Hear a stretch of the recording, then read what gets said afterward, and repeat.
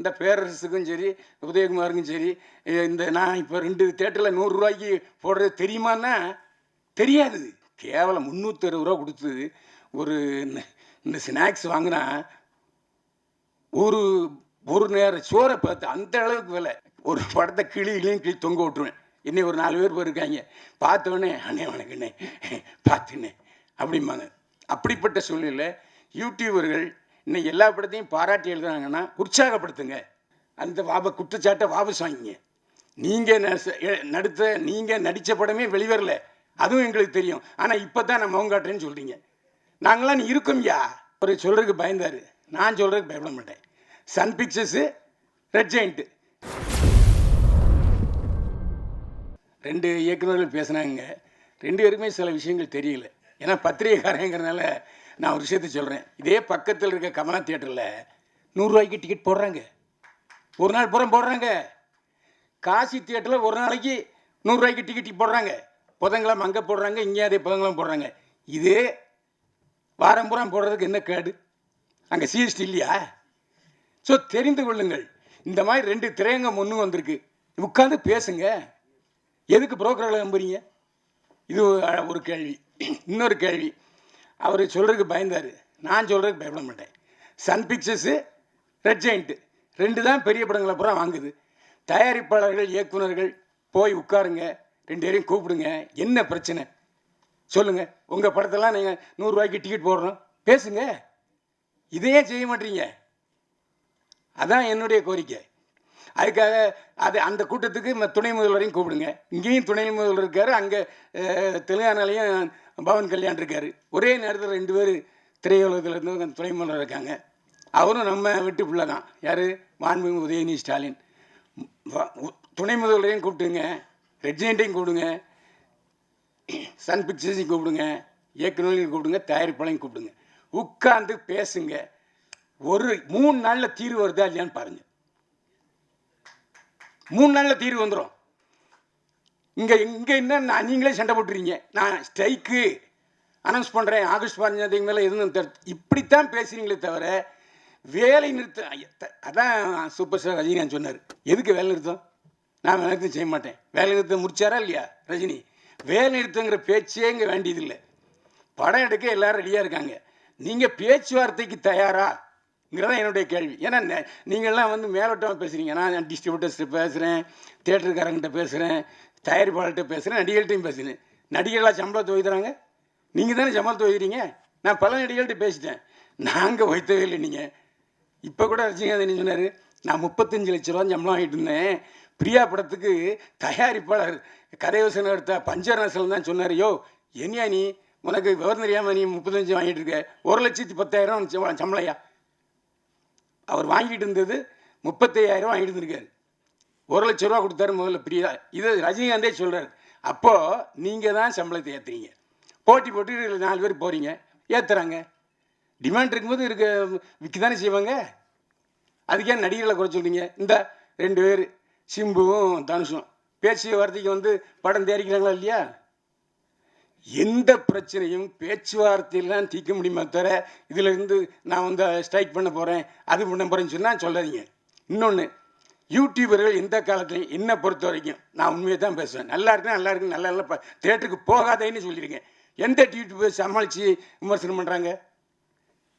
எப்போ இந்த யூடியூபர் சமாளித்து நல்ல படம், நல்லா இல்லாத படத்துக்கு யாருக்காவது நல்லா இருக்குன்னு சொல்லியிருக்கீங்களா? அந்த குற்றச்சாட்டை வாபஸ் வாங்கிங்க. நீங்கள் நடித்த படமே வெளிவரல, அதுவும் எங்களுக்கு தெரியும். ஆனால் இப்போ தான் நான் முகம் காட்டுறேன்னு சொல்கிறீங்க. நாங்களாம் இருக்கோம்யா. நீங்கள் கதாநாயகன் நடித்த படம் வந்துச்சா? யார்கிட்ட கதை விடுறீங்க? இதெல்லாம் ஏன்ட்ட வேண்டாம். என்ன பண்ண, நான் இன்னைக்கு எனக்கு 73 வயசாச்சு. 52 வயசை இதிலே தான் கழிச்சிருக்கேன். இதில் வேற ஜெயலலிதாவோட பயணிச்சிருக்கேன், எம்ஜிஆரோட பயணிச்சிருக்கேன். இப்போ நீங்கள் உங்களுக்கும் அரசுக்கும் ஒரு கேப் ஆகி போச்சு. அந்த இடைவெளியை நிரப்புங்க. நீங்கள் ஏன் போய் பேச மாட்டீங்க? நீங்கள் கூப்பிட்டா வர மாட்டாங்களா? நாளைக்கே தயாரிப்பாளர் சங்கம், இயக்குனர் சங்கம், விநியோக சங்கம், லொட்டு லூசுக்கு எல்லாம் போய் நீங்கள் கூப்பிடுங்க. உதயநிதி மாண்புமிகு உதயநிதி ஸ்டாலின் வரமாட்டேன்னு சொல்லுவாரா? இதானங்க ஒரு பிறந்த வீடு. அவருக்கு இன்னைக்கு துணை முதல்வர் பதவி கிடைச்சிட்டுனாலே அவர் நடிகருங்கிறனால தான். இல்லை நான் யாராச்சும் சொல்லுங்க பார்ப்போம். எல்லா அவருடைய தேர்தல் 2 தேர்தலையும் அவர் தான் தனியாளாக போய் திமுகவுக்கு பிரச்சாரம் பண்ணார். அதனால தான் அவருக்கு இந்த பதவி. இன்றைக்கும் உதயநிதி ஸ்டாலின் மக்களுக்கு தெரியுது, துணை முதல்வராக தெரியாது, நடிகராக தான் தெரியும். அந்த அளவுக்கு தாய் விடுறது. நீங்கள் பேசுகிறது கூச்சப்படுறீங்க. நடப்பு தயாரிப்பாளர் சங்கம், கில்டு, லொட்டு, லொசுக்கு இதெல்லாம் வேண்டாம்.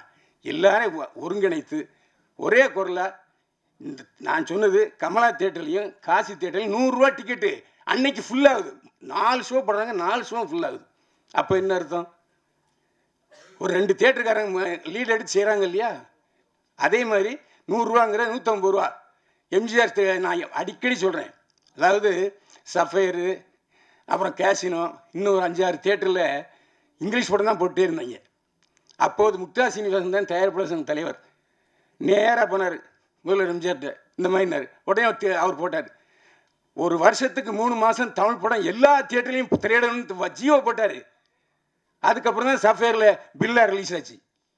இந்த மாதிரி அரசுக்கும் நம்ம திரைப்பட தொழிலுக்கும் ஒரு அணுக்கமான நுணுக்கமான தொடர்பு இருக்கணும். இருந்தால் நிச்சயமாக அந்த காலத்தில் 7 படம் 7 படம் ஓடலையா? நீங்கள் தானே சொன்னீங்க 7 படம் ஓடிச்சுன்னு. 7 படத்துக்கும் தியேட்டர் இருந்தது இல்லை. எனக்கு தெரிஞ்சு ஒரே நாளில் தீபாவளியில் 4 படம் பார்த்துருக்கேன். புரட்சியில் எம்ஜிஆர், நடிகர் சிவாஜி கணேசன், ஜெய்சங்கர், முத்துராமன் 4 படம் பார்த்துருக்கேன். ஒரே நாளில் 4 ஷோ. அப்படிலாம் பார்க்குறதுக்கு ஜனங்க இருக்காங்க. என்ன நீங்கள் சொன்ன மாதிரி எல்லா கேவலம் 360 ரூபா கொடுத்து ஒரு இந்த ஸ்நாக்ஸ் வாங்கினா ஒரு நேரம் சோறை பார்த்து அந்த அளவுக்கு விலை 250 ரூபா 300 ரூபா. அதெல்லாம் நீங்கள் தியேட்டருக்காரங்களுக்கு உட்காந்து இதெல்லாம் குறைங்கப்பா, இதெல்லாம் அதிகம், அவங்க செலவாகுதுன்றாங்க. நான் தான் திரும்ப சொல்கிறேன்னே, காசி தேட்டர்லையும் கமலா தேட்டர்லையும் 100 ரூபாய்க்கு போடுவதற்கு தயாராக இருக்கும் பொழுது 150 ரூபா அங்கே அவங்க தயாராக இருக்க மாட்டாங்களா? சரி வேண்டாம், பெரிய படங்கள் வரும்போது போட்டுங்கப்பா. மீதி ஒரு வருஷத்தில் எத்தனை பெரிய படங்கள் வருது? 10 வருமா? அதுக்கு மட்டும் விட்டுருங்க. மற்றதை பூரா நீங்கள் இந்த பாதி செல்லக்குட்டி படத்துக்கு கொடுங்கன்னு கேளுங்க. தேட்டருக்காரன் மாட்டேன்னுவாங்களா, இல்லாட்டி விநியோகஸ்தர் மாட்டேன்பாங்களா, இல்லை அரசாங்கம் மாட்டேன்னு சொல்லுவாங்களா? அதுவும் ஜிஎஸ்டி இருக்கு இல்லையா? 100 ரூபா டிக்கெட்டில் ஜிஎஸ்டி இருக்குது, இல்லாமல் இல்லை. ரேஷியோ குறைவு, அவ்வளோதான். அதனால் நாம் உட்காந்துக்கிட்டு நாங்கள் தயாரிப்பாளர் சங்கம், நாங்கள் ஒரு ரூட்டில் போவோம், தயாரிப்பாளர் சங்கம் அவங்க ஒரு ரூட்டில் போவாங்க, சின்ன தயாரிப்பாளர் சங்கம் அவங்க ஒரு ரூட்டில் போவாங்கன்னா புரோக்கர்கள் தான் வாழ்வார்கள். நான் தான் சொல்கிறேன்னு. இன்றைக்கி ரெட் ஜெயண்ட்டு மற்ற சன் பிக்சர்ஸ் இல்லைன்னா உடனே நீங்கள் ஒரு 10-100 தேட்டர் கிடைக்குமா? புரோக்கரை தான் தேடி போகிறீங்க. ஏன் அவங்க நேரடியாக தேட்டருக்காரங்கிட்ட உங்களோட பேசுறதுக்கு வசதி இல்லையா? அதுக்கு ஒரு அமைப்பை அமைங்க. தேட்டர் அதிபர்களும் பேசுவதற்கு ஒரு அமைப்பை நீங்களே அமைங்க. யார் மாட்டேன்னு சொல்லுவாங்களா? இன்றைக்கி அவங்க உட்காந்துட்டு ப்ரெஸ் மீட் பண்ணுறாங்க. எங்களுக்கு பத்தலை, இன்னும் ஏற்றி கொடுனா எங்கே போய் இப்போ ஏற்றி கொடுக்குறது? ஒரு பத்திரிகையாளன் என்கிற முறையில் இவ்வளோ நாள் இருந்ததில் என்னுடைய அறிவுரைகளை சொன்னேன். ஏன்னா என்ன காரணம்னா, சில விஷயங்கள் தெரியாமல் இருக்காங்க. இந்த பேரரசுக்கும் சரி, உதயகுமாருக்கும் சரி, இந்த நான் இப்போ 2 தேட்டரில் 100 ரூபாய்க்கு போடுறது தெரியுமான்னா தெரியாது. அதுக்கு தான் பத்திரிக்காரன் தேவை. ஏன்னா எல்லா இடத்துலையும் மேயரை யாருன்னா பத்திரிக்காரன் தான். ஆனால் நீங்கள் என்னடா யூடியூப்காரங்க நல்லா இல்லாத படத்துக்கு கூட நல்லா இருக்குன்னு சொன்னான்னு சொல்கிறீங்க. அது நல்லது தானே இது? எப்போ நான் ஒருத்தன் இருக்கேன், ஒரு படத்தை கிளி தொங்க விட்டுருவேன். இன்னும் ஒரு 4 பேர் போயிருக்காங்க, பார்த்தோன்னே அண்ணே வணக்கண்ணே பார்த்துண்ணே அப்படிம்பாங்க. அப்படிப்பட்ட சூழ்நிலை யூடியூபர்கள் இன்னைக்கு எல்லா படத்தையும் பாராட்டி எழுதுனாங்கன்னா உற்சாகப்படுத்துங்க. நீ ஏன் நல்ல இல்லாத படத்துக்கு இல்லை ஒரு தடவை பார்க்கலாம்னு சொல்லிட்டு அந்த விமர்சனத்தை வைக்காதீங்க. தயவு செஞ்சு பத்திரிகைக்காரங்க எல்லாருக்கும் தெரியும் எப்படி விமர்சனம் எழுதுறது, எப்படி விளம்பரம் வாங்குறது, எப்படி ப்ராஜெக்ட் பண்ணுறதுன்னு தெரியும். அதனால் நீங்கள் தயவு செஞ்சு உங்கள் சினிமாவில் நல்ல படம் எடுங்க. ஓடுற படம் ஓடாத படம் 2 தானே. இன்றைக்கி ஓடிடிங்கிற ஒரு தளம் இருக்குது. அந்த ஓடிடி தளத்தில் பேசுங்க. ஓடிடி தளம் 4 தளம் இருக்கு இல்லையா, அவங்ககிட்ட பேசுங்க. முன்னாலேயாச்சும் சென்னை தமிழ்நாடு ரிலீஸு இல்லைன்னா சிலோன் ரிலீஸு. சிலோன் தான் விற்பனை, அவ்வளோ விற்பனை. எம்ஜிஆர் படம் சிவாஜி படமும் சிலோன்லாம் 100 நாள் ஓடும். ஓடிடி தளம் இப்போ திடீர்னு ஸ்ட்ரைக் பண்ணுறான், மாட்டேங்கிறான். அவன் சிவப்பு கொடி காமிச்சிட்டான். ஸோ அவங்கள கூப்பிட்டு உட்கார வச்சு என்ன உங்கள் பிரச்சனை, சின்ன படங்கள் வாங்குங்க, பேசுங்க. அதுதானே உங்களுக்கு நன்மையை பயக்கும். வியாபார ஸ்தலங்கள் இப்போ சினிமா தேட்டரில் ஒரு வாரம், இப்போ எதுக்கு சினிமா தேட்டரில் வந்து திடீர்னு 3 நாள் சக்ஸஸ் மீட் வைக்கிறாங்க தெரியுமா? ஓடுற படத்துக்கும் சரி ஓடாத படத்துக்கும் சரி 3 நாள் சக்ஸஸ் மீட். என்ன காரணம்னா ஓடிடி பிரச்சனை இருக்குது.